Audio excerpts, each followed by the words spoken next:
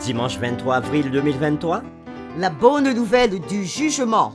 nous vous accueillons de nouveau sur votre chaîne Aventure dans la parole.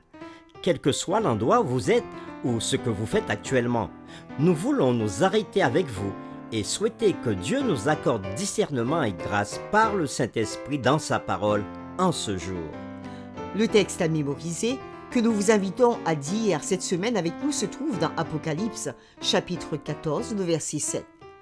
Il disait d'une voix forte, « Craignez Dieu et donnez-lui gloire, car l'heure de son jugement est venue, et adorez celui qui a fait le ciel et la terre et la mer et les sources d'eau. » Nous vous invitons à le redire avec nous dans Apocalypse, chapitre 14, le verset 7.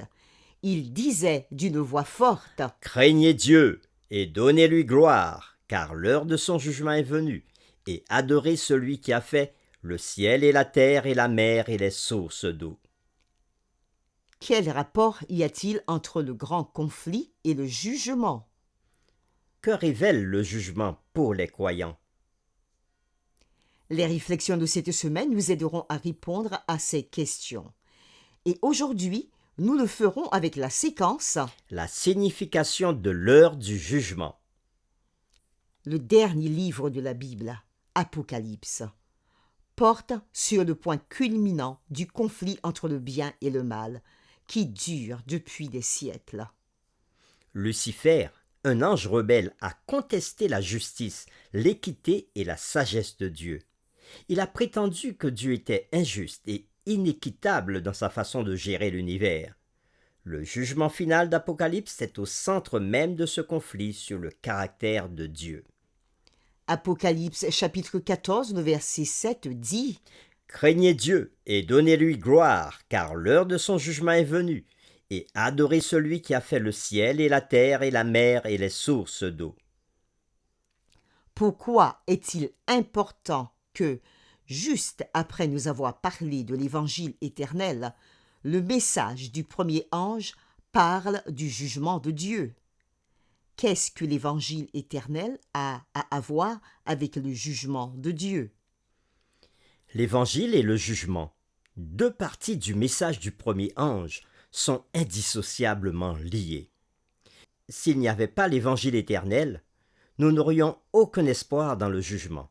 En effet, comme nous le verrons, l'évangile éternel est en réalité notre seule espérance dans le jugement. Il ne fait aucun doute qu'une partie du contenu de l'évangile est l'annonce du jugement. Au cours de ce jugement, les mondes non déchus verront que Dieu a fait tout ce qu'il pouvait pour sauver chaque être humain. Ce jugement révèle la justice et la miséricorde de Dieu. Il parle de son amour et de sa loi. Il parle de sa grâce pour sauver et de sa puissance pour délivrer. Le jugement fait partie de la solution ultime de Dieu au problème du péché. Dans le grand conflit entre le bien et le mal dans l'univers, Dieu a répondu aux accusations de Satan sur la croix. Mais dans le jugement, il révèle qu'il a fait tout son possible pour nous sauver et nous conduire à la croix. Les registres infinis, minutieux, exacts et détaillés du ciel seront ouverts. C'est ce qui nous est dit dans Daniel chapitre 7, le verset 10. Un fleuve de feu coulait et sortait de devant lui. 1000 milliers le servaient et 10 000 millions se tenaient en sa présence. Les juges s'assirent et les livres furent ouverts. Nous sommes si précieux pour Dieu que l'univers entier s'arrête pour considérer les choix que nous avons faits à la lumière de l'attraction du Saint-Esprit et de la rédemption si librement offerte par Christ sur la croix du Calvaire.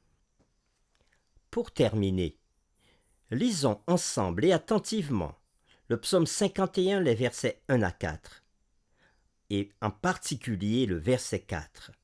Comment ces versets aident-ils à éclairer la signification et le but du jugement? Psaume 51, versets 1 à 4. Psaume de David lorsque Nathan le prophète vint à lui après que David fut allé vers Bathsheba. Ô Dieu, Aie pitié de moi dans ta bonté. Selon ta grande miséricorde, efface mes transgressions.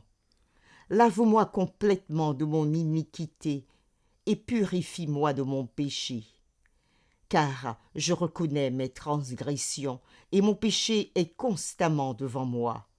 J'ai péché contre toi seul et j'ai fait ce qui est mal à tes yeux, en sorte que tu seras juste dans ta sentence, sans reproche dans ton jugement. Nous reprenons cette question que nous laissons à votre méditation. Comment ces versets aident-ils à éclairer la signification et le but du jugement? Nous vous invitons à prier avec nous. Seigneur, nous te disons merci pour ta parole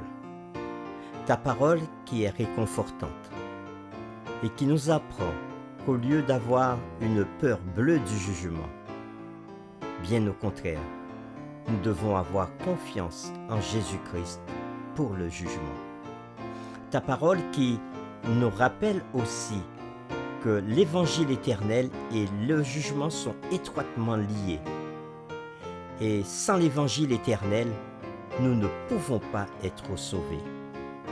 Merci Seigneur de nous accorder jour après jour cette grâce d'aller dans ta parole, de rechercher le message que tu as pour chacun d'entre nous chaque jour de notre vie. Aide-nous à saisir toute l'importance de ces différentes séquences que nous étudions pendant ce trimestre, mais surtout sur la notion du jugement, afin que nous soyons en phase avec toi et avec ce que dit ta parole. Aide-nous aussi à comprendre que le jugement est le moment où le grand conflit sera réglé une fois pour toutes et où tout sera clair pour l'univers entier. Nous voulons simplement faire comme David en ce jour et te demander de nous pardonner de nos fautes face à notre vie qui parfois est si désagréable et où nous passons à côté du but, où nous ratons le but. Nous voulons te demander de ne pas tenir compte de nos mauvaises pensées, nos mauvaises paroles ou encore nos mauvaises actions, mais de nous faire grâce selon ce que dit ta parole. Merci d'écouter notre prière en ce jour et d'y répondre favorablement. Nous t'avons prié au nom de Jésus. Amen.